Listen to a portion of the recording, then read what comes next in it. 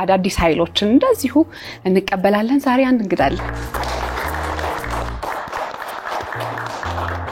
ገና እንደዚህ ሲመጣ ልብ ብላችሁ ከሆነ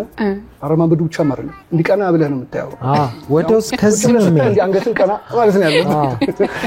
ለሚዲያ ትንሽ ቀረብ ያልኩ ነኝ the last 2 years ሁለት እና ከዛ በላይ አመታቶች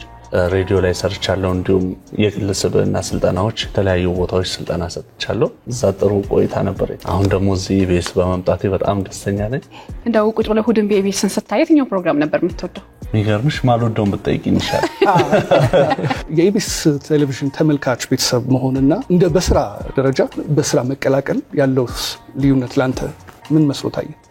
ተመልካች ስትሆን የቀረበል መመገብ ነው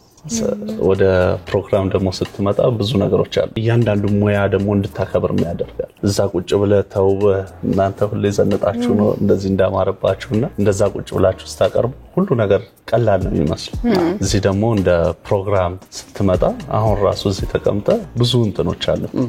የውስጥ መናወጦች ምናምን ኃላፊነቶችም አይደለ